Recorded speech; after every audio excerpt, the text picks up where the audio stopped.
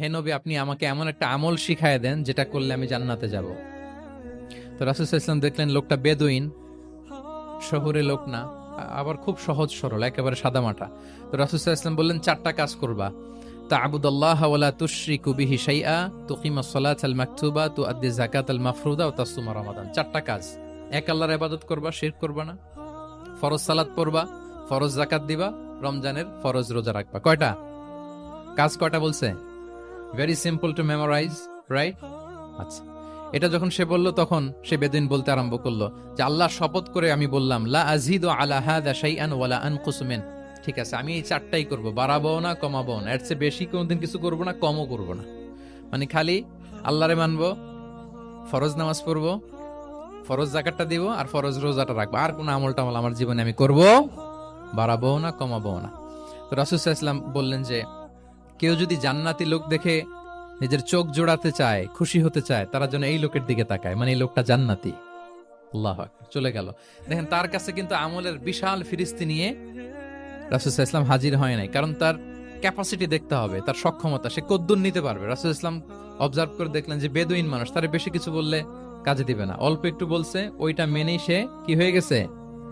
জান্নাতি হয়ে গেছে। এটা অনেক সময় আমরা ভুল করে ফেলি। শিক্ষার্থীদের মধ্যে সবার রিসিভিং ক্যাপাসিটি এক ধরনের হয় না, কারো খুব বেশি, কারো খুব কম। তো একজন আদর্শ শিক্ষকের কাজ হচ্ছে এটাকে ফলো করা, অবজার্ভ করা, এবং যেটা তাদের সক্ষমতায় কুলায় ঠিক অতটুকু তাদেরকে দেয়া, এর চেয়ে বেশি কিছু না। রাসূল সাল্লাল্লাহু আলাইহি ওয়াসাল্লামের আরেকটা পদ্ধতি ছিল গ্রাজুয়ালিটি, স্টেপ বাই স্টেপ, ধীরস্থির ভাবে, অল্প অল্প করে, শাইআন ফাশাইআন। আর তাদাররুজ বিল বাদই বিল আহাম্মি সুম্মাল মুহিম। আগে সবচেয়ে গুরুত্বপূর্ণ, starting with the most important affair first, then the important affair, then the important. সবচেয়ে গুরুত্বপূর্ণটা আগে, এরপরে যেটা কম গুরুত্বপূর্ণ, এরপরে কম গুরুত্বপূর্ণ। তাহলে একটু একটু করে বললে এটা মানুষের ফিতরাতের সাথেও যায়, তার নেচারের সাথেও যায়। আমরা মদ হারাম হওয়ার কথা জানি। কয়টা স্টেপে হারাম হয়েছিল মদ? একবারে যদি বলা হতো বন্ধ করার সহজ হতো সাহাবাদের জন্য? হতো না। অনেকে আছে দেখবেন যে চেইন স্মোকার। চেইন স্মোকার বুঝতে পেরেছেন তো? মানে অনেক সিগারেট খায়, লেটসে দিনে 10 থেকে 15টা খায়। তো যে চেইন স্মোকার, আপনি যদি বলেন যে এটা হারাম, আজকেই তোমার বাদ দিতে হবে, হারাম, এটা খাইতে পারবে না, পারবে? ও দুনিয়া সব বাদ দিতে পারবে, সিগারেট বাদ দিতে পারবে না। তো তারে কি করতে হবে? ফ্লেক্সিবিলিটি দিতে হবে, যে আস্তে আস্তে ছাড়েন। 10টা করে খান, তো চালাইতে থাকেন। আজকে 10টা খাইছেন, কালকে 9টা করে খান, চালাইতে থাকেন। একসাথে সব বন্ধ করার দরকার নেই। তারপরের সপ্তাহে 8টা করে খান, এরপরের সপ্তাহে 5টা করে খান। অল্প অল্প করে অবশ্যই সে কমাতে পারবে। এরপরের সপ্তাহে 2টা খান, এরপরের সপ্তাহে বন্ধ করেন না, চালাইতে থাকেন। সে চালাচ্ছে কিন্তু কমিয়ে আনতেছে, চালাচ্ছে কিন্তু। আচ্ছা, যেই সপ্তাহে সে একটা সিগারেট খেলো, এরপরের সপ্তাহে এটা তো বাদ দিলেও তার গায়ে লাগার কথা না, ঠিক কিনা বলেন? যে সপ্তাহে কয়টা খেলো, এটা তো স্যাক্রিফাইস করা যায়, কিন্তু 10টা থেকে 0-তে আসা সহজ না। তাহলে গ্রাজুয়ালি আমরা এই ভুলটা করি। অনেকের নতুন করে আল্লাহ তাআলা রিয়েলাইজেশন দিয়েছেন, নতুন দিনে আসছে, দিনে ফিরছে, মানে প্র্যাকটিসিং হতে চায়। এখন আপনি তারে পাইয়া এমন নিয়ম কানুন দেখাচ্ছেন, বেচারা তো বলে আগে যা ছিলাম ওইটাই ভালো ছিলাম। এরকম হয় না অনেক সময়? হ্যাঁ, ধরেন যে কোন একজন নারী, সে হয়তো পর্দা মেনটেন করে না, একটু হিপ হপ স্টাইলে চলাফেরা করে। তো সে ভাবলো যে না, আমি তো অনেক ভুল করে ফেলছি, আমি সংশোধন হব, আমি প্র্যাকটিসিং হতে চাই। তা এখন যখন সে আপনার কাছে আসছে নাসিহাত নেওয়ার জন্য, আপনি যদি বলেন যে তোমার এই করতে হবে, বোরকা ঝুলাইতে হবে, হাত মোজা, পা মোজা, পারবে? এ বলবে আগে যা ছিলাম ভালোই ছিলাম। তাকে একটু একটু করে বোঝাতে হবে, মানে এই হেজাব এটা কেন, হ্যাঁ, কাভারিং আওরা এটা কেন, কেন এটা করতে, এটা বেনিফিটটা আগে বুঝালেন। যে Islam consider women as a queen, নারীকে ইসলাম কি হিসেবে কনসিডার করে? রানী হিসেবে। তো রানীর তো একটা ড্রেস কোড থাকবে, স্পেশাল পোশাক থাকবে, এগুলো বুঝাবেন। সে যাতে একটু নিজেকে গুছিয়ে চলে, শুরুর দিকে আপনি এই বার্তা দিতে পারেন যে একটু গুছিয়ে চলতে হবে। এরপর একটু শালীন পোশাকে যেন সে অভ্যস্ত হয়, এটা বললেন। সে যখন শালীন পোশাকে অভ্যস্ত, তারপরে হেজাবের ফজিলত বললেন, সে যেন হেজাব পরে। যখন সে হেজাব পরে, এরপরে তাকে নেকাবের কথা বললেন। এইভাবে আস্তে আস্তে তাকে বোঝাতে হবে। কিন্তু একবারে যদি সব চাপিয়ে দেন, বলেন তো আওয়াজ করে, সে কি ওটা রিসিভ করতে পারবে? কারণ এই যে গ্রাজুয়ালিটি আর তাদাররুজ, এই সিস্টেমটা আপনি ভায়োলেট করেছেন, করেন নাই।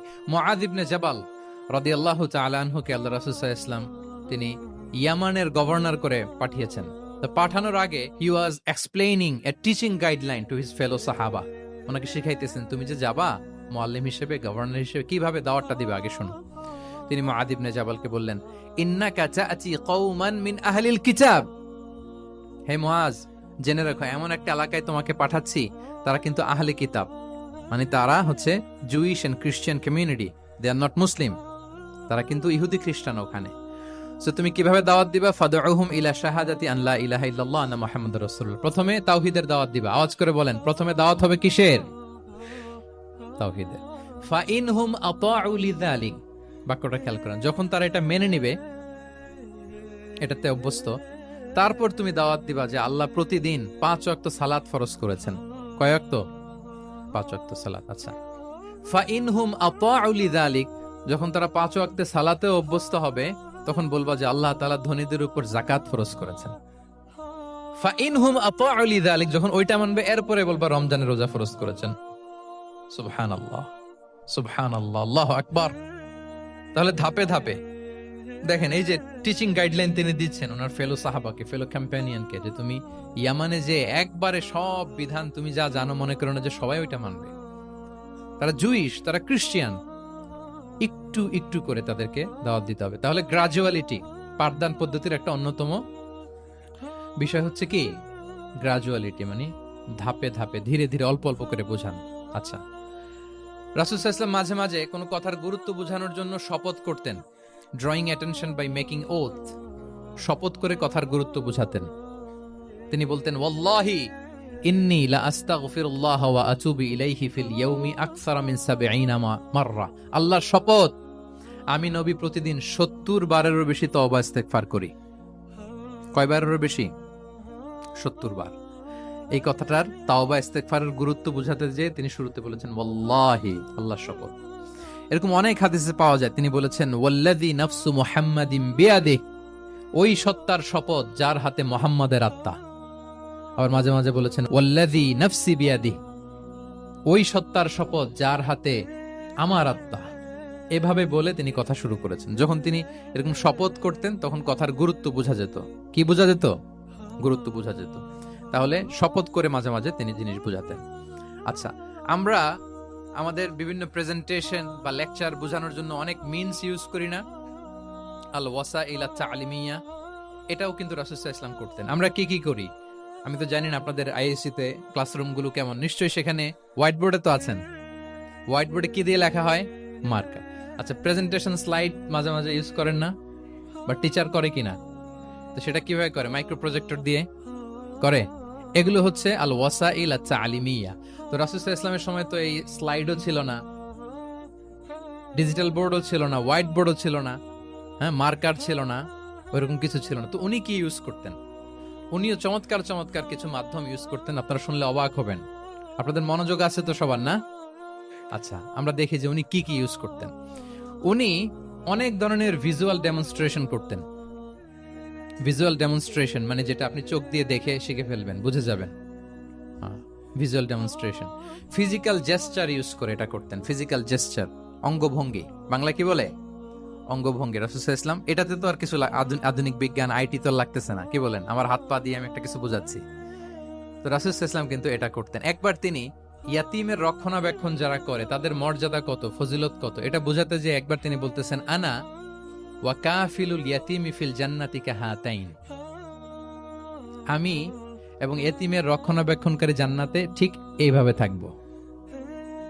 এইভাবে থাকবো মানে খুব কাছাকাছি থাকবো। He will be my neighbour, very close neighbour. এবং বোঝাতে যে এই যে উস্তা আর সাব্বাবা, দুই আঙ্গুল এভাবে, এই আঙ্গুল থেকে এই আঙ্গুলের দূরত্ব কতটুকু? 1 মাইল নাকি কত? একেবারে কাছে। এই আঙ্গুল থেকে আঙ্গুলের তেমন কোনো দূরত্বই নাই, মানে খুব কাছে। এটা দিয়ে তিনি বুঝালেন আমি এবং এতিমের রক্ষণাবেক্ষণকারী ঠিক এভাবে থাকবো যেভাবে এই দুটো আঙ্গুল কাছাকাছি। আল্লাহু আকবার। তাহলে এই যে ফিজিক্যাল জেস্টার ইউজ করলেন কিনা, অঙ্গভঙ্গি, এটাকে বলে ভিজুয়াল ডেমনস্ট্রেশন। কি বলে? Visual demonstration. এবং রিসার্চাররা বলতেছেন যে approximately 80% of human learning comes through the visual demonstration. মানে আইজ দিয়ে, চোখ দিয়ে আমরা আমাদের শেখার 80% শিখে ফেলি। আমাদের শিখনের অলমোস্ট 80% আমরা দেখে দেখে শিখি। তাহলে রাসূল সাল্লাল্লাহু আলাইহি ওয়াসাল্লাম ভিজুয়াল ডেমনস্ট্রেশন করলেন, আনা ওয়া কাফিলুল ইয়াতীমি ফিল জান্নাতি কাহাতাইন। আচ্ছা, আরো দেখি হাদিসে এরকম আরো পাওয়া যায়। আমরা যে মুমিনরা ভাই ভাই, বিভিন্ন হাদিসে বিভিন্ন টেক্সটে রাসূল সাল্লাল্লাহু আলাইহি ওয়াসাল্লাম বলেছেন। এটা ইসলামের একটা খুব মৌলিক কথা, আমরা সবাই জানি না? আমরা সবাই কি এই অডিটোরিয়ামে আমরা যারা বসে আমরা সবাই কি আল মুমিনু আখুল মুসলিম, একে অপরের ভাই। আমাদের মধ্যে আবার আরেকটা সমস্যা আছে, আমরা দেখা যায় যে প্রত্যেকে যেই দল করে ওই দলের এরা ভাই ভাই আর কি, এরকম। এই হাদিসের একটা নিজস্ব অর্থ বলয় আমরা করে নিয়েছি যে ভাই ভাই ঠিক আছে, বাট আমি এই দলের, সো আমরা ভাই ভাই। আচ্ছা, ওরা ওই দল, তো ওরা কি নিজেরা নিজেরা আসলে কি এই ভাই ভাই নাকি? না, যারাই কালেমা শাহাদাতে বিশ্বাসী, যারা আমাদের কেবলাকে কেবলা মানে, যারা ঈমান এনেছে, তারা সবাই আমরা কি ভাই ভাই। এই যে আমাদের ভ্রাতৃত্বের বন্ধনটা যে খুব অটুট এবং মজবুত সুদৃঢ়, এটা বোঝানোর জন্য রাসূল ইসলাম একবার বললেন, আল মুমিনু লিল মুমিনি কাল বুনিয়ান। মুমিন যে ভাই ভাই, এই ভ্রাতৃত্বের বন্ধন হচ্ছে সুদৃঢ় প্রাচীরের মতো। ইয়াশুদ্দু বা'দুহু বা'দা, one side strengthening the other. একটা বড় প্রাচীর, যেমন এই বিল্ডিংটা যেমনি এই পাশ ওই পাশটাকে মজবুত করে ধরে রেখেছে, ওই পাশ যেমনি এটাকে মজবুত করে ধরে ঠায় দাঁড়িয়ে আছে বছরের পর বছর, যুগের পর যুগ। রাসূল সাল্লাল্লাহু আলাইহি ওয়াসাল্লাম বললেন, মুমিন যে ভাই ভাই, তাদের সম্পর্কটা এরকম সুদৃঢ়। কতটা সুদৃঢ় এটা বলতে যে ওয়াশাব্বাকা বাইনা আসাবিহি, তিনি হাতের এই 5 আঙ্গুল, এই 5 আঙ্গুলের ভেতরে ঢুকাই দিলেন। এরকম ধরেন তো একটু সবাই। আচ্ছা, ঢুকিয়ে একটু চাপ দেন, এখন ব্যাপারটা অনেক মজবুত হয়ে গেল না? হ্যাঁ, কেউ চাইলে কি সহজে ছোটাতে পারবে? না। তাহলে এই যে আরেকটা ভিজুয়াল ডেমনস্ট্রেশন পাইছেন, পেয়েছেন? ফিজিক্যাল জেস্চার, অঙ্গভঙ্গি করে তিনি বুঝাইলেন যে আমাদের ভ্রাতৃত্বটা এরকম মজবুত, মানে ওনার কাছে যা ছিল ওইটা বুঝাতে যে তিনি এই ফিজিক্যাল জেস্চারটা নিয়েছেন যে মুমিন ভাই ভাই এবং আমাদের ভ্রাতৃত্বের বন্ধনটা ঠিক এরকম মজবুত, লাইক দিস। তাহলে এটাকে বলে ভিজুয়াল ডেমনস্ট্রেশন, যেহেতু এতে করে সাহাবারা সহজে বুঝতো, এটা দিয়ে সহজে বুঝলো। আবার মাঝে মাঝে তিনি ড্রয়িং করেছেন, আমাদের মতো ডিজিটাল সিস্টেমে ড্রয়িং করে না, এখন তো খুব ইজি। তো তিনি কিভাবে ড্রয়িং করেছেন, একবার সাহাবীদেরকে নিয়ে তিনি মরুভূমির মাঝখানে খেজুরের ডাল নিয়ে একটা স্ট্রেট লাইন, সরল রেখা আঁকলেন। খাত্তা লানা রাসূলুল্লাহ সাল্লাল্লাহু আলাইহি ওয়াসাল্লাম খাত্তান, আল্লাহর রাসূল সাল্লাল্লাহু মরুভূমিতে খেজুরের ডাল দিয়ে টেনে একটা স্ট্রেট লাইন, মানে সরল রেখা আঁকলেন। একে বললেন হাযা সাবিলুল্লাহ, এটা হচ্ছে আল্লাহর রাস্তা, মানে সিরাতুম মুস্তাকিম। এরপর এই স্ট্রেট লাইন, সরল রেখার ডানে বায়ে ছোট ছোট অনেকগুলো দাগ কাটলেন খেজুরের ডাল দিয়ে, আর বললেন হাযিহি সুবুলুশ শাইতান, এগুলো হচ্ছে শয়তানের রাস্তা। ফি কুল্লি সাবিলিন শাইতান, এই প্রত্যেকটা রাস্তায় একটা করে শয়তান থাকে, সে তার শয়তানি কাজের হাতছানি তোমাদের দেয়। তাহলে খেজুরের ডাল দিয়ে একটা স্ট্রেট লাইন, সরল রেখা করে বললেন এটা সিরাতুম মুস্তাকিম, সাবিলুল্লাহ, আর ডানে বায়ে ছোট ছোট দাগ কেটে বললেন এগুলো হচ্ছে সাবিলুশ শয়তান। ওই পথে, শয়তানের হাতছানি দেয়া পথে কবু যাওয়া যাবে, বরং সিরাতুল মুস্তাকিমে থাকা লাগে। তাহলে এই যে ভিজুয়াল ডেমনস্ট্রেশন ব্যাপারটা ক্লিয়ার হয়েছে না? কাফিলুল ইয়াতীমি কাহাতাইন, শাব্বাকা বাইনা আসাবিহি, খাত্তালানা রাসূল সাল্লাল্লাহু আলাইহি ওয়াসাল্লাম খাত্তা। তাহলে এভাবে ওনার সাধ্যের নাগালে যা যা ছিল সাহাবাদেরকে আরো বুঝাতে, ভালো করে to clarify the issue, to visualise the matter, রাসূল সাল্লাল্লাহু আলাইহি ওয়াসাল্লাম এগুলোর ব্যবহার করেছেন। এরপর মাঝে মাঝে সাহাবীদের মস্তিষ্কের যাতে ব্যায়াম হয়, শিক্ষার্থীর কল্পনার জগতে কোনো কিছু চিত্রায়িত করা, এতে করে মস্তিষ্কের ব্যায়াম হয় আর কি, to enhance the power of imagination, আপনার ইমাজিনারি পাওয়ারকে ডেভেলপ করবার জন্য। রাসূল সাল্লাল্লাহু আলাইহি ওয়াসাল্লাম হাদিসে এরকম অনেক কথা বলেছেন যে তোমরা একটু ভাবো তো, এরকম হইলে কেমন হয়, এমন হইলে কেমন হয়, তেমন হইলে কেমন হবে। এই কথাগুলো যখন বলতেন সাহাবারা ভাবনার জগতে হারিয়ে যেত, ভাবতেন, কল্পনার রাজ্যে হারিয়ে যেতেন, ওনাদের মস্তিষ্কের ব্যায়াম হতো, ইমাজিনেশনের যে পাওয়ার এটা ডেভেলপ করতো, এমনটা পাওয়া যায়। রাসূল ইসলাম একবার বললেন, আরাআইতুম লাউ আন্না নাহরান বিবাবি আহাদিকুম ইয়াগতাসিলু মিনহু কুল্লা ইয়াউমিন 5 মাররাতিন হাল ইয়াবকা মিন দারানিহি শাই।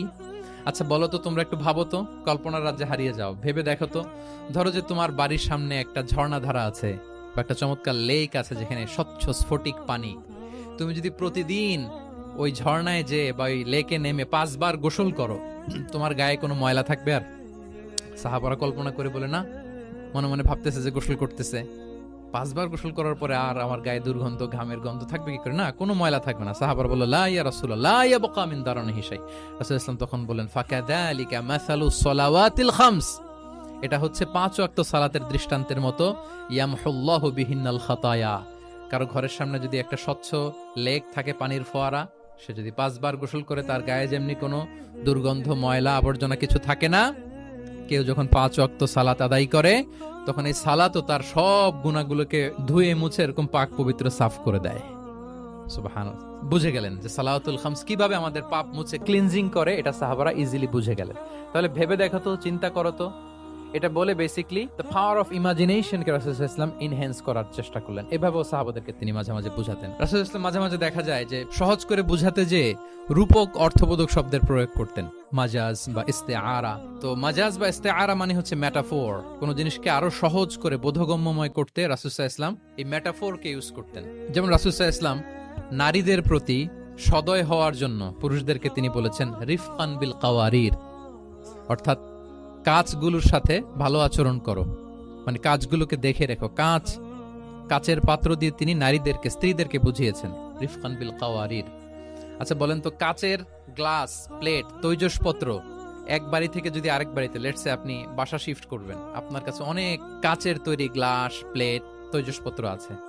চট্টগ্রামের এই থানা থেকে ওই থানায় আপনি বাসা চেঞ্জ করবেন, এগুলো নেওয়ার সময় আপনারা কি করেন বলেন?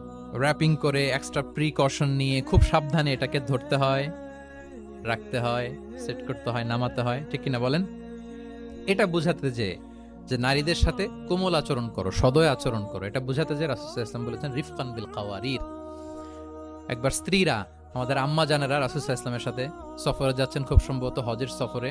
তো ওনারা যখন পালকিতে চড়বেন, ওখান থেকে হাওদাজে উঠাবেন, খুব দ্রুত তাড়াহুড়ো করে কিছু লোকজন ওই পালকি উঠাচ্ছিল। তখন রাসূল সাল্লাল্লাহু আলাইহি ওয়াসাল্লাম বললেন, ওয়াই হাক ইয়া আনজাশা সাউকাকা রিফকান বিল কাওয়ারির, খুব সাবধানে নিয়ে যাও, কাজগুলোকে একটু দেখে শুনে নাও, কাচের বোতলগুলো, গ্লাসগুলো দেখে শুনে নাও, মানে স্ত্রীদেরকে একটু দেখে শুনে যত্নের সাথে নিয়ে নাও। তাহলে নারীদেরকে কিসের সাথে তুলনা করেছেন? কাচের গ্লাস, কাচের তৈজসপত্র, কাচের সামগ্রী, যাতে বুঝতে সুবিধা হয়। কাচের গ্লাস তোমরা যেমনে ধরো, রাখো, ডিল করো, নারীদের সাথেও এভাবে কি কোমল আচরণ করতে হবে। আচ্ছা, আমি শুরুতেই বলেছিলাম যে রাসূল সাল্লাল্লাহু আলাইহি ওয়াসাল্লামের সাহাবীদেরকে কিছু শেখানো পদ্ধতিটা মেইনলি কি ছিল? কি বেসড? কারো মনে আছে? QnA based, right? এই তো মাশাআল্লাহ। কিউএনএ মানে প্রশ্নোত্তরমূলক। সাহাবারা প্রশ্ন করতে রাসূল সাল্লাল্লাহু আলাইহি ওয়াসাল্লাম উত্তর দিতেন। কারণ কোরআনেও আমাদেরকে উৎসাহিত করা হয়েছে, ফাসআলু আহলা যিকরি ইন কুনতুম লা তা'লামুন, যদি না জানো তাহলে আহলু যিকির বা আহলুল ইলমকে জিজ্ঞেস করে জেনে নাও। এবং রাসূল সাল্লাল্লাহু আলাইহি ওয়াসাল্লাম বলেছেন, ফা ইন্নামা শিফাউল আইয়ি আস-সুআলু, অজ্ঞতার চিকিৎসা হচ্ছে প্রশ্ন করা। আপনি জানেন না তো আপনার কাজ কি করবেন? প্রশ্ন করবেন। আপনার টিচারকে প্রশ্ন করবেন, আপনার শায়েখকে কোশ্চেন করবেন, রিসার্চারকে আপনি বারবার কোশ্চেন করতে হবে। প্রশ্ন মানে তাকে জর্জরিত করতে, যত কোশ্চেন করবেন তত আপনি শিখতে পারবেন, যত কোশ্চেন করবেন তত আপনি শিখতে পারবেন। রাসূল সাল্লাল্লাহু আলাইহি ওয়াসাল্লাম এই পদ্ধতিটা সবচেয়ে বেশি অবলম্বন করতেন। কিছু নমুনা তো আমরা ইতিমধ্যে দেখেছি। আমরা আরো ভিতরে ঢুকি। রাসূল সাল্লাল্লাহু আলাইহি ওয়াসাল্লাম মাঝে মাঝে সাহাবীদেরকে প্রশ্ন করতেন, drawing attention of the listener by throwing question. প্রশ্ন ছুড়ে দেওয়ার মাধ্যমে ওনাদের মনোযোগ আছে না নাই এটা দেখতেন। এই যে মাঝে মাঝে আমি আপনাদেরকে জিজ্ঞেস করলে দেখা যায় যে আমি বুঝতে পারি যে আপনারা আমার সাথে আছেন না নাই। আপনাদের মনোযোগ আছে তো? আচ্ছা, ঠিক আছে, প্রশ্ন করব একটু পরে। পুরো আলোচনা শেষে দুই একটা প্রশ্ন করব, দেখি কে কতটুকু মনে রাখতে পারলেন। তো রাসূল সাল্লাল্লাহু আলাইহি ওয়াসাল্লাম একবার প্রশ্ন করলেন সাহাবাদেরকে, তাদের অ্যাটেনশন যাতে গ্রো করে। তিনি বললেন যে ইন্না মিনাশ শাজারি শাজারাতান লা ইয়াসকুতু ওয়ারাকুহা মাসালুহা ইন্নাহা মাসালুল মুসলিম হাদিসুনি মা হিয়া। তিনি সাহাবাদেরকে বললেন, সাহাবারা, এক ধরনের গাছ আছে যে গাছের পাতা কখনো ঝরে না। কি কখনো ঝরে না? আচ্ছা, এর দৃষ্টান্ত হচ্ছে মুসলিমের দৃষ্টান্তের মতো। হাদিসুনি মা হিয়া, বলো তো এটা কোন গাছ? যখন বলছে কোন গাছ, সাহাবারা চলে গেছে অনেক দূরে।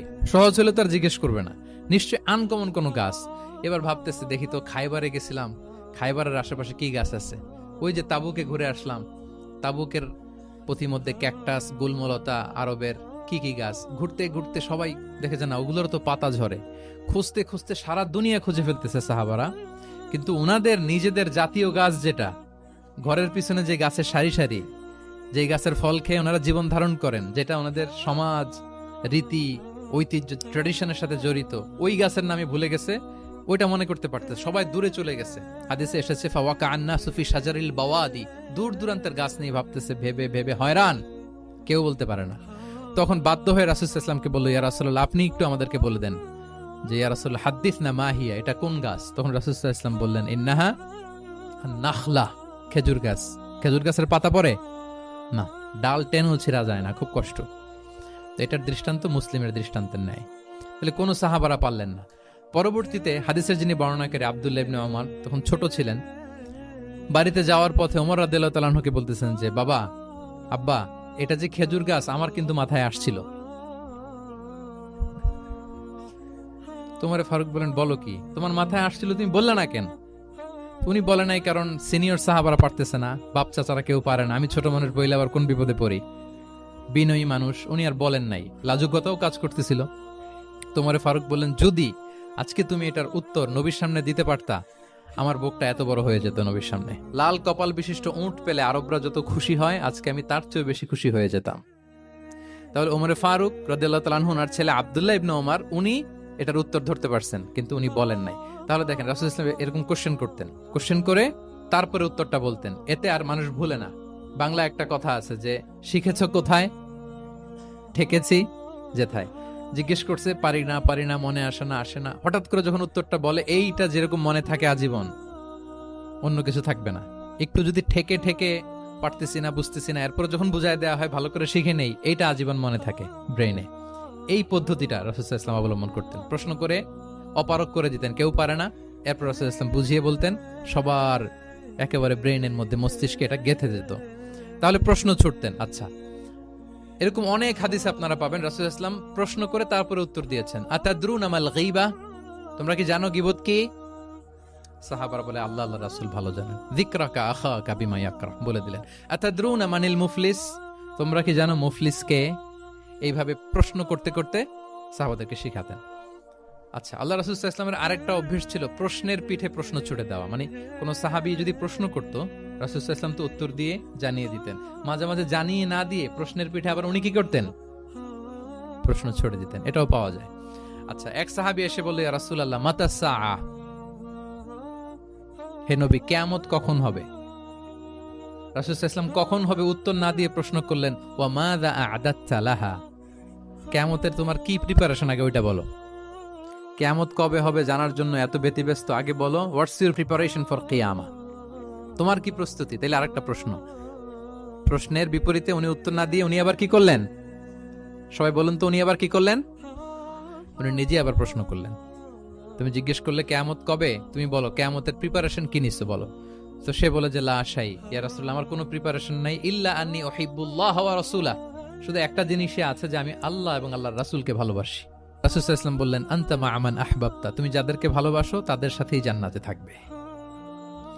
আল্লাহর রাসূলকে ভালোবাসো, তাদের সাথে তুমি কই থাকবে? জান্নাতে থাকবে। তাহলে প্রশ্নের পিঠে প্রশ্ন ছুড়ে দেওয়া। এরপর একই প্রশ্নের জবাবে ভিন্ন ভিন্ন জনকে ভিন্ন ভিন্ন উত্তর দিয়েছেন রাসূল সাল্লাল্লাহু আলাইহি ওয়াসাল্লাম। এটাকে এডুকেশনের ভাষায় বলে পার্সোনালাইজেশন। কি বলে? মানে যার যেটা লাগবে। শিক্ষক ভালো বুঝে, কয়েকটা ক্লাস নিলে উনি বুঝে ফেলে যে কার রিসিভিং ক্যাপাসিটি কতদূর, কার কোনটাতে ঘাটতি, কার কোনটাতে সমস্যা। একজন আদর্শ শিক্ষক, একজন চৌকস শিক্ষক, তিনি খুব সহজে এটা ধরে ফেলেন। তো রাসূল সাল্লাল্লাহু আলাইহি ওয়াসাল্লাম he was a very good observer. তিনি বুঝে ফেলতেন যে কার কোনটায় ঘাটতি। ফলে একই প্রশ্নের উত্তর উনি এক একজনকে এক এক ভাবে দিতেন। কেন? Based on the need of the addressee, যার যেটা দরকার ওইটার উপর গুরুত্ব আরোপ করে, যার যেটাতে ঘাটতি আছে সেটাতে গুরুত্ব আরোপ করে তিনি এক একজনকে কি করতেন? এক এক রকম উত্তর। অনেক সাহাবারা এরকম প্রশ্ন করেছেন যে, আইয়ুল আ'মালি আফদাল ইয়া রাসূলুল্লাহ, সবচেয়ে শ্রেষ্ঠ আমল কোনটা? তিনি এক একজনকে এক একটা বলেছেন। কখনো বলেছেন যে আল্লাহর উপর ঈমান আনা, আল ঈমানু বিল্লাহি ওয়াহদা। কাউকে বলেছেন যে আল জিহাদ ফি সাবিলিল্লাহ, কাউকে বলেছেন আস-সালাতু ফি ওয়াক্তিহা, অন টাইমে সালাত পড়া। তার মানে যার যেটাতে ঘাটতি ছিল। কাউকে বলেছেন বিররুল ওয়ালিদাইন, কারণ তিনি দেখেছেন তার সাথে তার মা বাবার সম্পর্কে একটু ঘাটতি আছে, তারা এটা বলি, কারণ সবগুলোই ভালো কাজ, সবগুলোই কি ভালো কাজ। তাহলে যার যেটাতে ঘাটতি আছে সেটাতে গুরুত্ব আরোপ করা, এটা রাসূল সাল্লাল্লাহু আলাইহি ওয়াসাল্লাম করেছেন। মাঝে মাঝে রাসূল সাল্লাল্লাহু আলাইহি ওয়াসাল্লাম সাহাবীদেরকে, মানে শিক্ষার্থীদেরকে উত্তর জানার জন্য ব্যাপকভাবে আগ্রহী করে তুলতেন। হ্যাঁ, এটাকে আরবিতে বলে তাশওয়ীকুস সামিঈন ইলা মা'রিফাতিল জাওয়াব, উত্তর শোনানোর জন্য আগ্রহী করে তোলা। সেক্ষেত্রে মাঝে মাঝে তিনি একটা দুটো শব্দ ইউজ করতেন। কিরকম? যেমন আওয়ালা আদুল্লুকুম, অথবা আলা উখবিরুকুম, আমি কি তোমাদের বলবো না? এটা বললে সাহাবারা বলতেন, বলেন বলেন ইয়া রাসূলুল্লাহ, অবশ্যই বলবেন, বালা ইয়া রাসূলুল্লাহ। আওয়ালা উখবিরুকুম, আমি কি তোমাদের জানিয়ে দিব না? সাহাবারা বলতেন, ইয়া রাসূলুল্লাহ, অবশ্যই আপনি আমাদের জানিয়ে দিবেন। যেমন তিনি বললেন যে কেউ জান্নাতে যাবে না মুমিন হওয়া ছাড়া, কেউ ঈমানদার হতে পারবে না যতক্ষণ না একে অপরকে তোমরা ভালো না বাসো। তাহলে তো এটা গুরুত্বপূর্ণ বিষয়। একে অপরকে ভালো না বাসলে নাকি মুমিনই হওয়া যাবে না, আর মুমিন না হলে তো জান্নাতেই যাওয়া যাবে না। তখন রাসূলুল্লাহ সাল্লাল্লাহু আলাইহি ওয়াসাল্লাম বললেন, আওয়ালা আদুল্লুকুম আলা শাইইন ইযা ফাআলতুমুহু তাহাবাবতুম, আমি কি তোমাদেরকে বলবো না এমন একটা আমলের কথা যেটা করলে তোমাদের পারস্পরিক হৃদ্যতা বাড়বে, ভালোবাসা বাড়বে? তখন তিনি বললেন, সেটা কি? আফশুস সালামা বাইনাকুম, তোমাদের মাঝে ব্যাপক সালামের প্রসারণ করো, সালামের প্রসার করো, একে অপরকে বেশি বেশি সালাম দাও। ব্যাপারটাকে এইভাবে প্রেজেন্ট না করে উনি যদি বলতেন, সাহাবারা বেশি বেশি সালাম দিও, এটা সওয়াবের কাজ অনেক। এটা হচ্ছে একটা প্রেজেন্টেশন। আর একটা হচ্ছে এমন ভাবে এটাকে উপস্থাপন করা যে মুমিন না হলে জান্নাতে যাবা না, আর একে অপরকে ভালো না বাসলে মুমিন হতে পারবে না। তোমরা কি জানো কি করলে একে অপরের মধ্যে ভালোবাসা বাড়ে? এরপর রাসূলুল্লাহ সাল্লাল্লাহু আলাইহি ওয়াসাল্লাম বলতেন যে সালাম দেওয়ার মাধ্যমে ভালোবাসা বাড়বে। একবার রাসূলুল্লাহ সাল্লাল্লাহু আলাইহি ওয়াসাল্লাম বললেন, আলা উখবিরুকুম বিআফদালা মিন দারাজাতিস সিয়ামি ওয়াস সালাতি ওয়াস সাদাকা, আমি কি তোমাদের জানাবো না যে নামাজ, রোজা, সাদাকার চেয়েও বেশি ফজিলতের একটা আমল আছে, সেটা কি? আমি কি তোমাদের জানাবো না? সাহাবারা বললেন, ক্বালু বালা ইয়া রাসূলুল্লাহ, হে আল্লাহর রাসূল, অবশ্যই জানাবেন, অবশ্যই জানাবেন। কারণ নামাজের চেয়েও বেশি গুরুত্বপূর্ণ, সাদাকার চেয়েও বেশি গুরুত্বপূর্ণ, সিয়ামের চাইতেও বেশি গুরুত্বপূর্ণ আমল, সেটা কি? তখন রাসূল সাল্লাল্লাহু আলাইহি ওয়াসাল্লাম বললেন, সেটা হচ্ছে ইসলাহু যাতিল বাইন, বিবাদমান দুই গ্রুপকে মিলিয়ে দেয়া, বিবাদমান দুই ব্যক্তিকে মিলিয়ে দেয়া। এটা নফল নামাজ, নফল সাদাকা, নফল রোজার চেয়েও বেশি কি ফজিলতপূর্ণ, বেশি গুরুত্বপূর্ণ। আমরা তো মনে করি শুধু নামাজ পড়লেই বোধহয় আমি অনেক সওয়াব পেলাম, রোজা রাখলেই সওয়াব পেলাম, শুধু জিকির করলে, সাদাকা করলেই সওয়াব পেলাম। কিন্তু রাসূল সাল্লাল্লাহু আলাইহি ওয়াসাল্লাম বলেন যে দুইজনের মধ্যে একটু মনোমালিন্য তুমি মিলিয়ে দাও, এটা এর চেয়েও বেশি সওয়াবের। আল্লাহু আকবার। দুই গোষ্ঠীর মধ্যে দীর্ঘদিনের ঝগড়া মিলিয়ে দাও, এটা এর চেয়েও বেশি সওয়াবপূর্ণ। রাসূল সাল্লাল্লাহু আলাইহি ওয়াসাল্লাম মক্কা থেকে মদিনায় যেয়ে কি করেছেন? আউস এবং খাজরাজের দীর্ঘদিনের যুদ্ধ 1 ঘন্টার মধ্যে কি settle down. He was a very good mediator and arbitrator, চমৎকার মধ্যস্থতা করতে জানতেন তিনি। তাহলে এইভাবে উত্তর জানার জন্য শিক্ষার্থীদেরকে আগ্রহী করে তুলতেন। আচ্ছা, আরেকটা পদ্ধতি ছিল অবজারভেশন এন্ড কারেকশন। রাসূল সাল্লাল্লাহু আলাইহি ওয়াসাল্লাম, আমি আলোচনার শুরুতেই বলেছি, হি was a very good observer, চমৎকার পর্যবেক্ষণ করতেন এবং সংশোধন দিতেন। কে কি করছেন এটা খেয়াল রাখতেন, মানে চোখ কান খোলা রাখতেন। বাংলা আমরা কি বলি? চোখ কান খোলা রাখা। মসজিদে নববীতে এরকম ভুরি ভুরি পাবেন যে রাসূল সাল্লাল্লাহু আলাইহি ওয়াসাল্লাম কে কি করতেছে অবজার্ভ করতেছে, ওইটার উপর বেস করে তাকে নাসিহা করতেছে। একটা বিখ্যাত হাদিস তো আপনারা জানেন, রাসূল সাল্লাল্লাহু আলাইহি ওয়াসাল্লাম বসা, এক বেদুইন আসলো, এসে তার উটটা মসজিদে নববীতে বাঁধলো, বেদে 2 রাকাত নামাজ পড়লো, নামাজ পড়ে হাত তুলে আল্লাহর কাছে দোয়া করে, ইয়া আল্লাহ আল্লাহুম্মা আরহামনি ওয়া মুহাম্মাদা ওয়ালা তারহাম মা'ানা আহাদা, মানে ও আল্লাহ তুমি শুধু আমারে রহম করো আর মুহাম্মদ সাল্লাল্লাহু আলাইহি ওয়াসাল্লামের রহম করো, আমাদের দুইজনের সাথে আর কাউরে রহম করো না তুমি। বেদুইন তো কি, বেদুইন, মরুপল্লীতে বসবাস।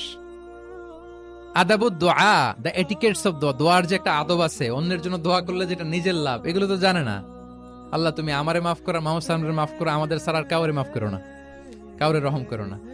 এটা রাসূল সাল্লাল্লাহু আলাইহি ওয়াসাল্লাম দূর থেকে বসে বসে অবজার্ভ করছেন আর বললেন, হায় রে, লোকটা একটা প্রশস্ত জিনিসকে সংকীর্ণ বানায় ফেললো।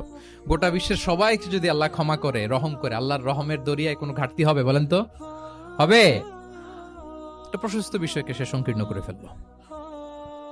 এরপর কতটা সে বেদুইন, কি প্রকৃতির ছিল দেখেন। দোয়া টোয়া শেষে মসজিদে নববীর মাঝখানে বসে পেশাব করা আরম্ভ করছে।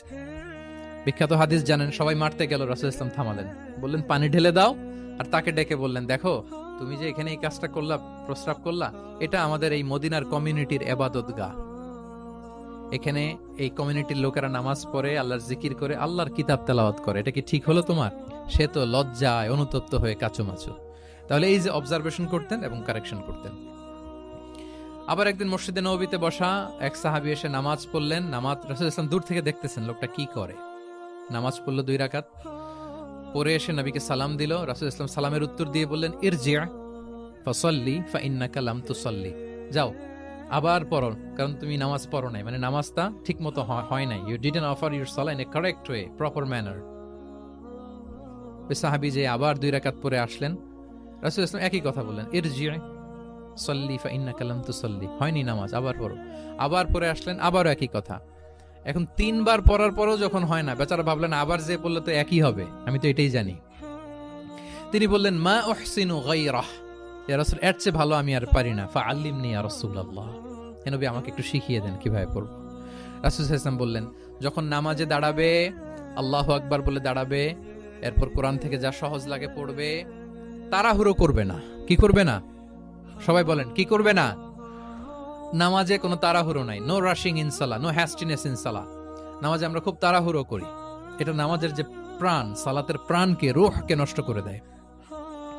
যখন রুকুতে যাবে স্ট্রেইট ফরওয়ার্ড রুকু করবে, হাত্তা তাতমা ইন্না রাকিআন।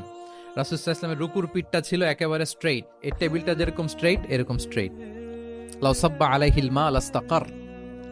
পানি ভর্তি একটা বোতল যদি রাসূল সাল্লাল্লাহু আলাইহি ওয়াসাল্লামের রুকু দেয়া পিঠের উপর রাখতো, পানিটাও পড়তো না, বোতলটাও পড়তো না, স্ট্রেইট। এরকম উদাহরণ দিয়ে সাহাবারা বলতেন যে এত স্ট্রেইট রুকুর পিঠ যে পানি ভর্তি গ্লাস রাখলে পানিটাও কাঁপবে না, বোতলটাও পড়বে না। রাসূল সাল্লাল্লাহু আলাইহি ওয়াসাল্লাম বলতেন, সবচেয়ে বড় চোর যারা নামাজে চুরি করে। সাহাবারা বললেন, এটা আবার কিভাবে? তিনি বললেন, লা ইউতিম্মু রুকুআহু ওয়া সুজুদাহ। তারা নামাজের চোর যারা রুকু সেজদা ঠিকমতো করে না। তো বললেন যে রুকু থেকে আবার স্ট্রেট হয়ে দাঁড়াবে, যখন সিজদায় যাবে ইতমিনানের সাথে, উইথ রিল্যাক্সেশন। নামাজের মধ্যে কি থাকবে? রিল্যাক্সেশন থাকবে। যখন বললেন যে এই এক রাকাত যেমনি তোমাকে শিখালাম, সব নামাজ তুমি এইভাবে পড়বা, উইথ রিল্যাক্সেশন, নো রাশিং, তখন সাহাবী শিখে গেলেন। তাহলে এই যে অবজারভেশন এন্ড কারেকশন, দেখতেন হোয়াটস গোয়িং অন অ্যারাউন্ড, কি হচ্ছে, ভুল হলেই শুধরে দিতেন। হজের দিন উনি ওটের সামনে বসা, পেছনে ফদল ইবনে আব্বাস রাদিয়াল্লাহু তাআলা আনহু, আব্দুল্লাহ ইবনে আব্বাসের ভাই, রাসূল সাল্লাল্লাহু আলাইহি ওয়াসাল্লামের কাজিন, রাসূল সাল্লাল্লাহু আলাইহি ওয়াসাল্লামের কি কাজিন। তো রাসূল সাল্লাল্লাহু আলাইহি ওয়াসাল্লাম বিভিন্ন মাসআলার উত্তর দিচ্ছেন। কি করতেছেন? মাসআলার উত্তর দিচ্ছেন। রাসূল সাল্লাল্লাহু আলাইহি ওয়াসাল্লাম হজ করেছিলেন কয়টা বলেন তো দেখি, কে জানে? হ্যাঁ, মাত্র একটা করছে। ঠিকঠাক আছে তো উত্তর? সবাই বলেন, কয়টা হজ করেছিলেন? হ্যাঁ, আসলে রাসূল সাল্লাল্লাহু আলাইহি ওয়াসাল্লাম কেবলমাত্র জীবনে কয়টা হজ করেছেন? একটা হজ করেছেন, 4টা উমরা করেছেন। আচ্ছা, এবার যেহেতু একটা হজ করেছেন, মানুষের অনেক ভুল হয়ে যাওয়া তো খুব স্বাভাবিক। কি বলেন? স্বাভাবিক না? স্বাভাবিক। ফলে 10 জিল হজ, যেটা ভেরি হ্যাকটিক ডে, একদিনে অনেক কাজ করতে হয়, 5টা কাজ। জামরায় স্টোনিং করতে হয়, পাথর মারো, স্লটার করো, প্রাণী জবাই করো, মাথার চুল ফেলে দাও, আবার চলে যায় মক্কায়, ফরজ তাওয়াফ করো, সাই করো, ফিরে আসো। এই যে 5টার সিকোয়েন্স অনেকে রাখতে পারে না, ভুল করে ফেলে। এখন 1400 বছর পরে, মুআল্লিমরা এত তালিমের পরেও আমরা ভুল করে ফেলি। তাহলে ওই সময় কি হয়েছিল বলেন? এটা ছিল প্রথম হজ। তো রাসূল সাল্লাল্লাহু আলাইহি ওয়াসাল্লাম জানেন আজকে তো অনেক ভুল করবে, তিনি আকাবা, মিনার পাশে আকাবার এখানে হেল্পলাইন সার্ভিস চালু করছেন, মানে নিজে দাঁড়ায় আছেন, দেখি কার কি ভুল হয়, জিজ্ঞেস করলে মাসালা বলে দেব। সুবহানাল্লাহ। তো এসে একজন বলে যে, ইয়া রাসূলুল্লাহ, আমি তো ওই আগে কুরবানি পরে চুল কাটা, আমি আগে চুল কেটে ফেলছি। রাসূল সাল্লাল্লাহু আলাইহি ওয়াসাল্লাম বলে, ইফআল ওয়ালা হারাজ, ওকে, কোনো সমস্যা নেই, যাও। আরেকজন এসে বলে, আমি তো আগে এটা করছি। ওই দিন যাই নবীকে জিজ্ঞেস করা হয়েছে, নবী সাল্লাল্লাহু আলাইহি ওয়াসাল্লাম ফ্লেক্সিবিলিটি দিয়ে দিয়েছেন, বলে করো, অসুবিধা নাই। তো ওই যে দাঁড়িয়ে তিনি মাসালা বলতেছেন, পেছনে ছিল ফদল ইবনে আব্বাস, ছোট ছোট সাহাবী, তরুণ। তো খাসাআম গোত্রের এক নারী আসছিল একটা মাসালা জিজ্ঞেস করতে, and she was a very beautiful lady, বেশ সুন্দরী ছিল। তো এসে রাসূল সাল্লাল্লাহু আলাইহি ওয়াসাল্লামকে যখন প্রশ্ন করতেছে, ফদল ইবনে আব্বাস নারীর দিকে তাকায় আছে, এবং ওই নারীও ফদল ইবনে আব্বাসের দিকে তাকায় আছে। রাসূল সাল্লাল্লাহু আলাইহি ওয়াসাল্লাম উত্তরও দিচ্ছেন, আবার খেয়াল করতেছেন যে চোখাচোখি হয়ে যাচ্ছে। যখনই তিনি অবজার্ভ করলেন যে ফদল ইজ ক্রসিং দ্য লিমিট, একবার চোখ পড়তে পারে, তারপর তো নামিয়ে ফেলতে হবে, সে যখন তাকিয়ে আছে, নারীও তাকিয়ে আছে, তখন রাসূল সাল্লাল্লাহু আলাইহি ওয়াসাল্লাম কি করলেন? ওয়াজআলান নবী সাল্লাল্লাহু আলাইহি ওয়াসাল্লাম ইয়াসরিফু ওয়াজহাল ফাদলি ইলা শিক্কিল আখার, সাথে সাথে ফদলকে বললেন, ফদল ওইদিকে না, এইদিকে তাকাও। এটা সরাসরি হাদিসের অনুবাদ করে শোনাচ্ছি, আমার পক্ষ থেকে না, আমি বুখারীর হাদিস। ফাজআলা ইয়াসরিফু ওয়াজহাল ফাদলি, ফদল ইবনে আব্বাসের চেহারাটা রাসূল সাল্লাল্লাহু আলাইহি ওয়াসাল্লাম ঘুরিয়ে ফেললেন যে ফদল ওইদিকে তাকানো যাবে না, এদিকে তাকাও। ফদল রাদিয়াল্লাহু তাআলা আনহু নিজেকে সামলে নিলেন। এই যে this is the point, observation. এটা কি বলে? Observation and correction. রাসূল সাল্লাল্লাহু আলাইহি ওয়াসাল্লাম he was a very good observer, what's going on around, কি চলতেছে সব দিকে চোখ কান খোলা। বাংলায় কি বলে? বাংলায় বললে বুঝবেন ভালো, চোখ কান খোলা রাখতে হবে। তো রাসূল সাল্লাল্লাহু আলাইহি ওয়াসাল্লাম খেয়াল করলেন এবং ওনার চেহারা ঘুরিয়ে দিলেন। এভাবে তিনি কেউ ভুল করলে শুধরে দিতেন। এবং শুধরে দেওয়ার আরেকটা নিয়ম রাসূল সাল্লাল্লাহু আলাইহি ওয়াসাল্লাম, আল্লাহু আকবার, অনেক পয়েন্টস এখানে, যে কিভাবে তিনি অন্যের ভুল শুধরাতেন। কিভাবে ভুল শুধরাতেন? আমরা কিভাবে ভুল শুধরাই?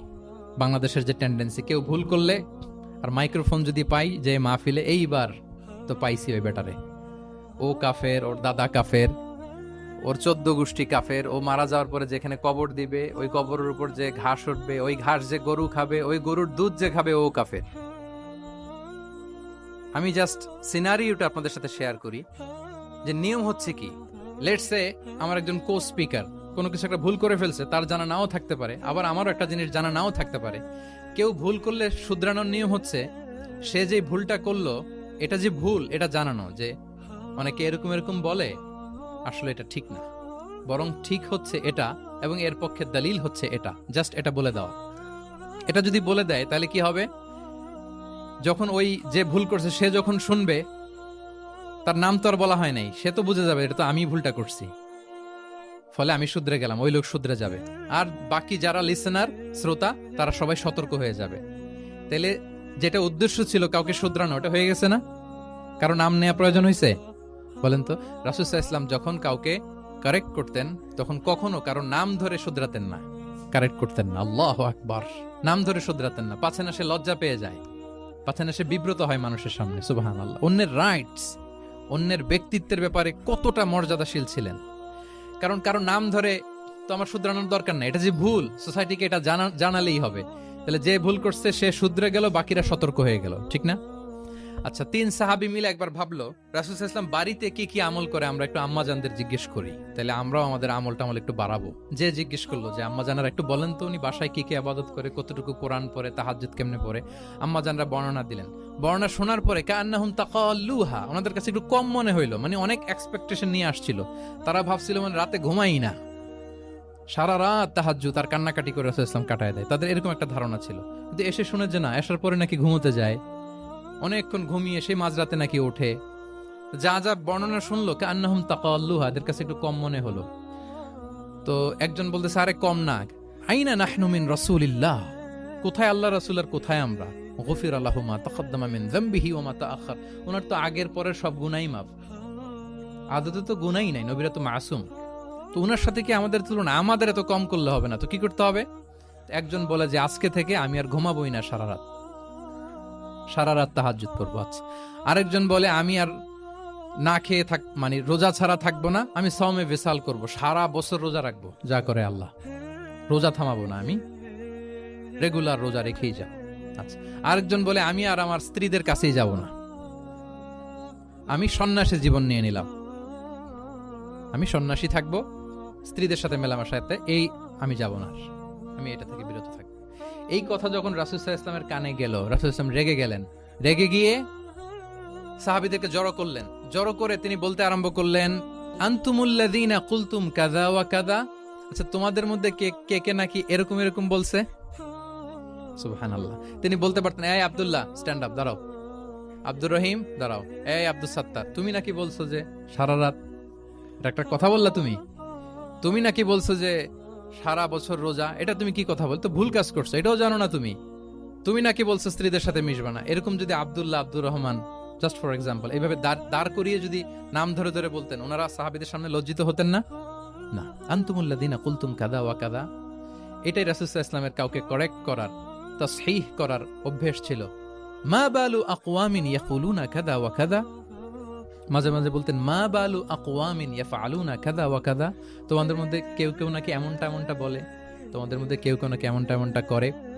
কই, আমি তো রাতে ঘুমাই আবার সালাত পড়ি, কই আমি তো রোজা রাখি সোম বৃহস্পতি, বাকি দিনগুলোতে খাই, কই আমি তো আমার স্ত্রীদের সাথে মেলামেশা করি, এই সব কিছুকে ব্যালেন্স করেও তো আমার নবুয়তির তো আমার কোনো সমস্যা হয় নাই, আল্লাহ ভীরু হতে তো সমস্যা হয় নাই। ওয়াল্লাহি ইন্নী লা আখশাকুম লিল্লাহি ওয়া আতকাকুম লাহ, আল্লাহর শপথ আমি তোমাদের চাইতে আল্লাহকে বেশি ভয় করি, আমি তোমাদের চাইতে বেশি মুত্তাকি। তারপরেও এরকম ব্যালেন্সড লাইফ লিড করাতে আমার তো কোনো সমস্যা হয় নাই, তোমাদের কেন সমস্যা হলো, তোমরা এটা কোথায় পেলে? ফামান রাগিবা আন সুন্নতি ফালাইসা মিন্নি, জেনে রাখো আমি যে স্ট্যান্ডার্ড ঠিক করে দিয়েছি এটাই সর্বশ্রেষ্ঠ ইবাদত, এর বাইরে যে কেউ যদি কিছু করে আমার সুন্নতের বাইরে, সে আমার দলভুক্ত হতে পারবে।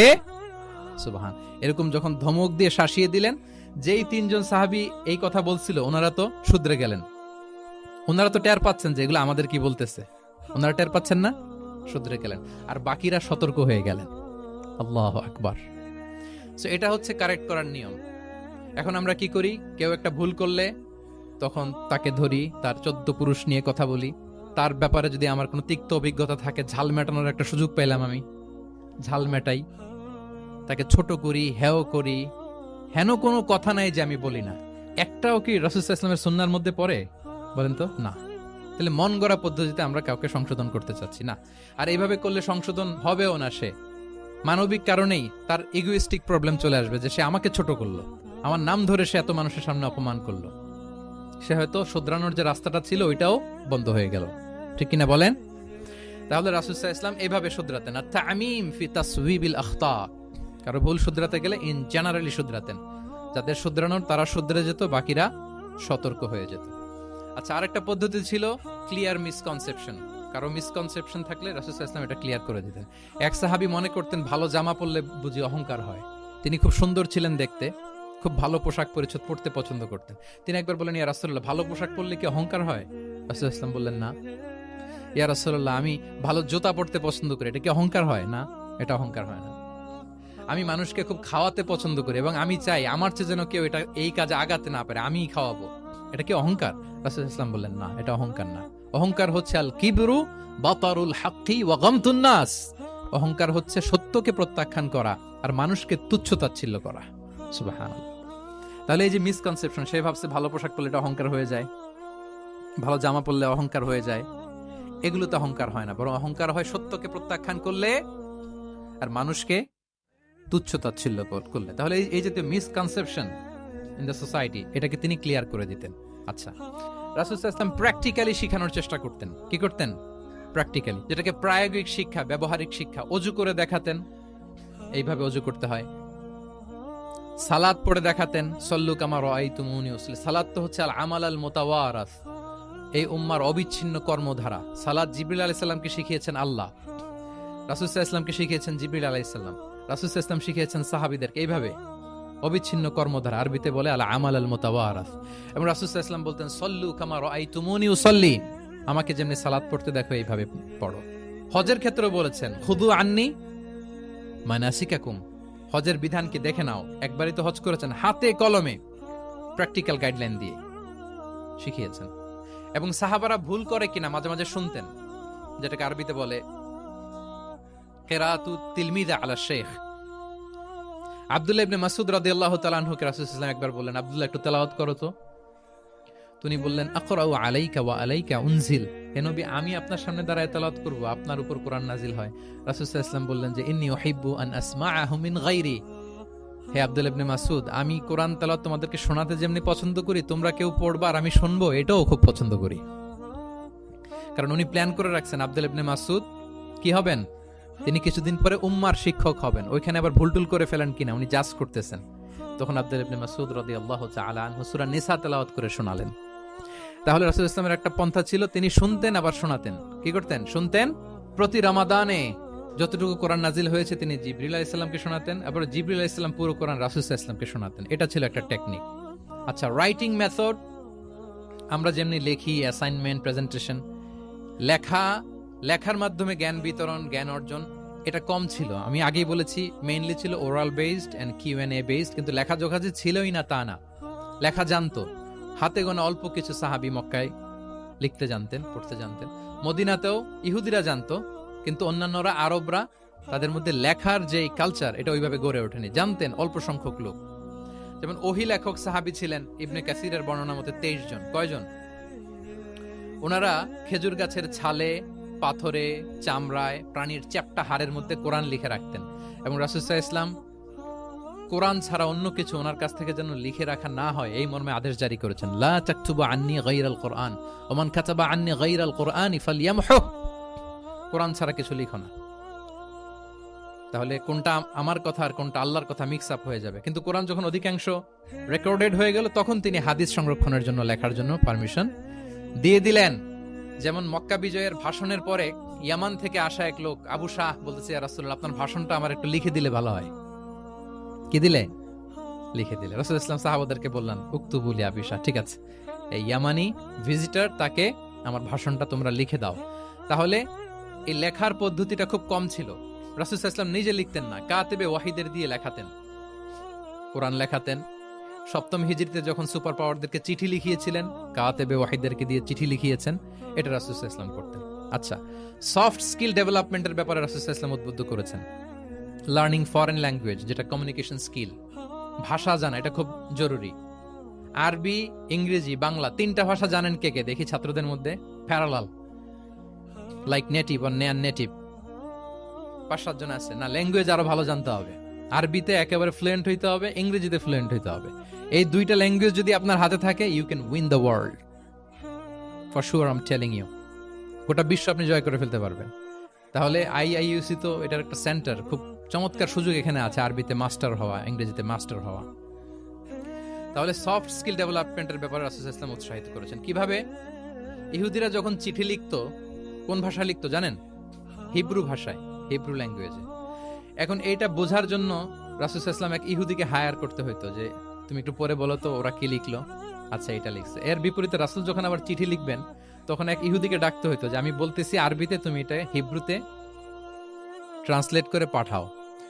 তো যেহেতু ইহুদিরা বিশ্বাসঘাতকতার অনেকগুলো ইনসিডেন্ট আছে, ট্রেচারি, বিট্রেয়াল ইনসিডেন্ট অনেকগুলো আছে, রাসূল সাল্লাল্লাহু আলাইহি ওয়াসাল্লাম বললেন আমি ইহুদিদেরকে বিশ্বাস করতে পারি না, কারণ একজনটা নিয়ে আসলাম, চিঠি একটা লিখছে একটা, সে অর্থ শোনাইলো আরেকটা। আমি বললাম লিখতে একটা, সে বিশ্বাসঘাতকতা করে লিখে দিল আরেকটা, তাহলে ঝামেলা হয়ে যাবে না? রাসূল সাল্লাল্লাহু আলাইহি ওয়াসাল্লাম তিনি যায়েদ ইবনে সাবিত রাদিয়াল্লাহু তাআলা আনহুকে বললেন যে তুমি এই হিব্রু ল্যাঙ্গুয়েজ শিখবা, শিখে আমার পক্ষ থেকে অন বিহাফ অফ মি তুমি জুইশদেরকে চিঠি লিখবা, ওদের চিঠি আসলে তুমি আমারে পড়ে শোনাবা। ইন্নী লা আমানু আলা ইয়াহুদ ফি কিতাবি, আমি ইহুদিদেরকে বিশ্বাস করি না।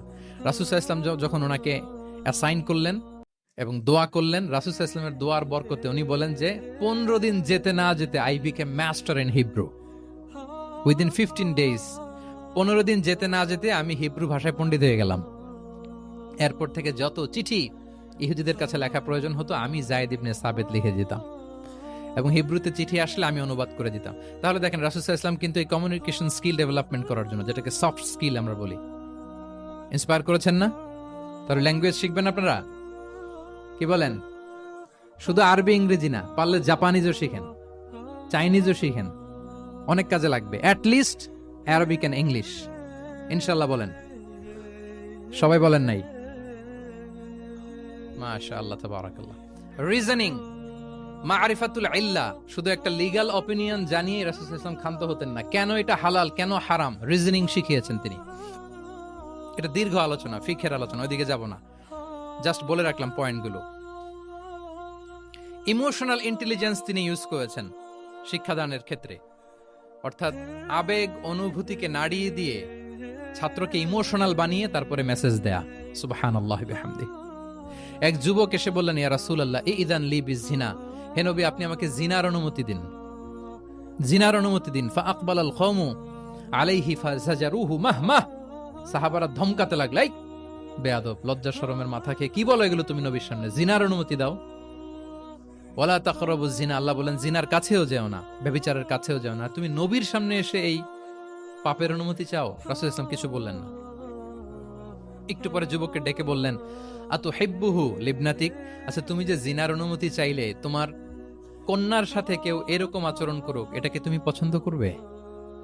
সে বলল, লা ইয়া রাসূলুল্লাহ, কেউই পছন্দ করবে না এটা। আচ্ছা, আতুহিব্বুহু লি উম্মিক, তোমার মায়ের সাথে কেউ অপকর্ম করবে, এটা তুমি পছন্দ করবে? লা ইয়া রাসূলুল্লাহ, না। আতুহিব্বুহু লি উখতিক, তোমার বোনের সাথে কেউ এই কাজ করবে, তুমি পছন্দ করবে? সে বলে না। ঠিক তখন রাসূল সাল্লাল্লাহু আলাইহি ওয়াসাল্লাম বললেন, তুমি যে এই কাজের অনুমতি চাইলে, যার সাথে তুমি জিনায় লিপ্ত হবে, সে তো কারো না কারো মা, কারো না কারো বোন, কারো না কারো আদরের কন্যা, তাহলে কিভাবে তুমি এটা করতে চাও? যুবক লজ্জিত হয়ে গেল। এত লজ্জিত হলো, রাবি বলতেছে, ফালাম ইয়াকুন বা'দা যালিকাল ফাতা ইয়ালতাফিতু ইলা শাই, ওই রাবি বলতেছে এরপরে কোনোদিন এই যুবকরা ডানে বায়ে তাকাতেও দেখি নাই, স্ট্রেইট হাঁটতো। সুবহানাল্লাহ। রাসূল সাল্লাল্লাহু আলাইহি ওয়াসাল্লাম দোয়া করেছিলেন তার জন্য, আল্লাহুম্মা গফির যামবাহ ওয়া তাহহির কলবাহ ওয়া হাসসিন ফারজাহ, আল্লাহ তুমি তার গুনাহ মোচন করো, পাপ মোচন করো, আল্লাহ তুমি তার অন্তরকে পরিশুদ্ধ করো, আল্লাহ তুমি তার চরিত্রকে নিষ্কলুষ করে দাও। নবীর দোয়ার বরকতে চিরজীবনের জন্য নিষ্কলুষ পবিত্র তিনি হয়ে গেছেন। তাহলে দেখেন, তাকে অন্যভাবে বুঝাইলে হয়তো কাজ হইতো না, যখন তার নিজের উপর দিয়ে বোঝানো হলো। তোমার বোনের সাথে যদি হয়, তোমার মেয়ের সাথে যদি কেউ এটা করে, তুমি মেনে নিতে পারবা? এটাকে বলে ইমোশনাল ইন্টেলিজেন্সকে কাজে লাগিয়ে মানুষের আবেগ অনুভূতিকে নাড়িয়ে দিয়ে teaching by touching the heart, teaching by touching the emotions. ইবনে আবি সালামা তিনি বলেন, একবার রাসূল সাল্লাল্লাহু আলাইহি ওয়াসাল্লামের কোলে বসে, ছোটবেলায় কোলে বসার সৌভাগ্য আমার হয়েছিল, এবং আমাদেরকে খাবার দেয়া হলো। তো তিনি ছোট মানুষ, একবার এদিক থেকে খায় ওদিক থেকে খায়। রাসূল সাল্লাল্লাহু আলাইহি ওয়াসাল্লাম বললেন, ইয়া গোলাম, হে শিশু, সাম্মিল্লাহ, বিসমিল্লাহ বলো, ও কুল বিয়ামিনিক, বা হাতে না ডান হাতে খাও। দেখেন ছোটদেরকে কিভাবে শেখাতেন, তারবিয়া, চাইল্ড তারবিয়া। ও কুল মিম্মা ইয়ালিক, তোমার সামনে যেটা আছে ওইটা খাও, এদিক থেকে ওদিক থেকে চারদিক থেকে নিও না। রাবি বলেন যে ফামা জালা তিলকা তু'মাতু বাদু, উনি বলতেছেন এরপর থেকে আজীবন আমার খাওয়ার স্টাইল এটাই হয়ে গেছে।